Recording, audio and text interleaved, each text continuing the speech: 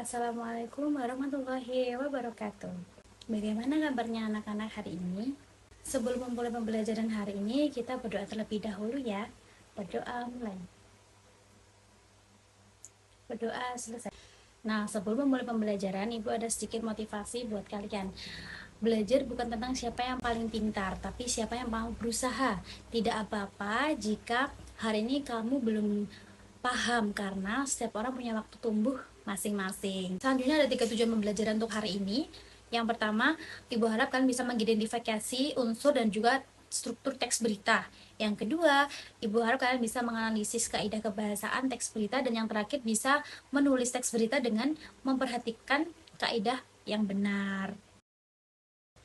Teks berita adalah teks yang berisi informasi atau kejadian faktual yang disampaikan kepada masyarakat atau khalayak umum melalui media massa, baik cetak maupun elektronik.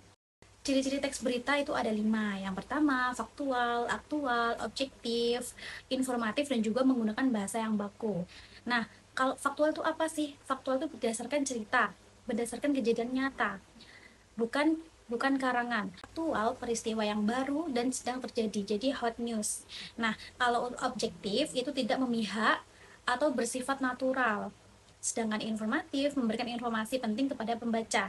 Dan yang terakhir, penggunaan bahasa baku dan lugas. Jadi wajib menggunakan bahasa baku dan juga lugas. Biar apa? Biar nanti pembaca dan juga audiensnya itu bisa memahami berita yang kita sampaikan. Selanjutnya ada unsur-unsur berita. Nah, jadi unsur-unsur berita itu ada 5W1H. Apa sih 5W1H? 5W1H itu yang pertama, what, who, when, where, why, dan juga who. Kupas satu persatu ya anak-anak. What itu apa?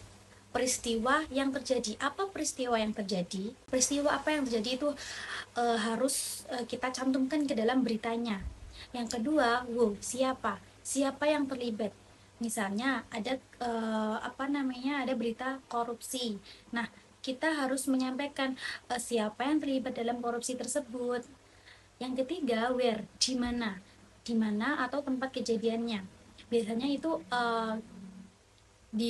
berlaku untuk kejadian seperti bencana alam, habis itu juga untuk kecelakaan kayak gitu ya. Itu harus mencantumkan lokasinya, di mana lokasi kejadian itu. Selanjutnya itu ada when, kapan. Jadi kita harus mencantumkan tanggal, hari, dan juga jamnya. Jadi agar berita itu terlihat nyata, berita itu juga jelas, kita harus mencantumkan kapan. Jadi mencantumkan hari, mencantumkan tanggal, dan juga mencantumkan jamnya.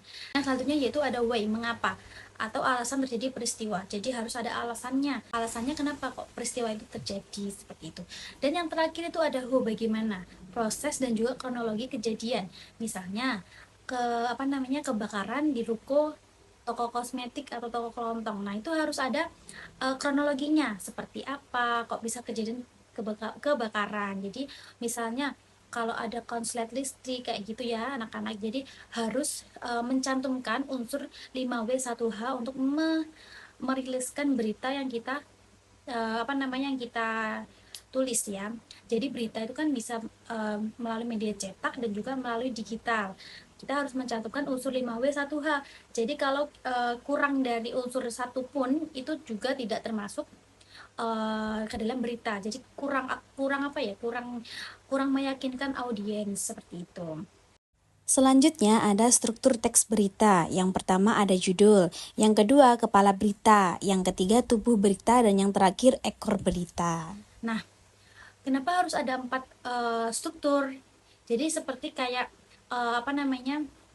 seperti kayak kita mempelajari teks prosedur kemarin. Jadi teks prosedur kan juga ada strukturnya, mulai dari membuat, membikin alat dan bahan kayak gitu ya anak-anak ya. Jadi harus ada strukturnya. Teks berita pun juga ada strukturnya. Yang pertama yaitu ada judul. Nah, menunjukkan inti peristiwa secara singkat dan juga menarik. Jadi kita harus membuat judul yang menarik, membuat judul yang sesingkat mungkin. Jadi biar audiens juga tidak belibet biar cepat memahami apa sih berita yang kita sampaikan seperti itu. Nah, selanjutnya itu ada teras berita. Teras berita itu seperti kayak paragraf pembuka. Jadi yang memuat informasi terpenting dan dari peristiwa. Intinya, inti yang terpenting itu kita taruh di teras berita. Nah, yang selanjutnya itu ada tubuh berita. Penjelasan lebih rinci tentang peristiwa termasuk kronologi dan juga data pendukung. Nah, tadi kan kalau untuk di teras berita kita langsung memuat informasi terpenting ya, misalnya yang menonjol di berita tersebut.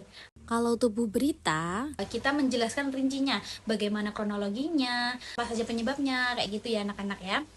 Nah, yang terakhir itu ada penutup berita. Nah, jadi informasi tambahan pernyataan dari narasumber, misalnya kita mewawancarai orang yang ada di sekitar lokasi kejadiannya. selanjutnya ada beberapa jenis teks berita. Yang pertama, berita langsung. Yang kedua, berita opini. Dan yang terakhir, berita investigasi. Selanjutnya yaitu adalah contoh teks berita. Jadi ada beberapa contoh sih, nanti Ibu cantumkan di sini ya. Ada contohnya beberapa teks berita. Kalian pelajari sendiri ya. Ini Ibu kasih contoh setelah slide berikutnya.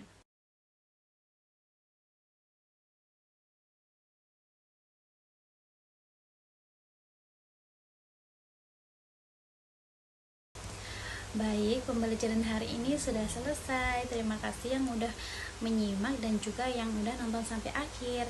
Sebelum mengakhiri pembelajaran hari ini, kita berdoa terlebih dahulu ya anak-anak. Doa mulai.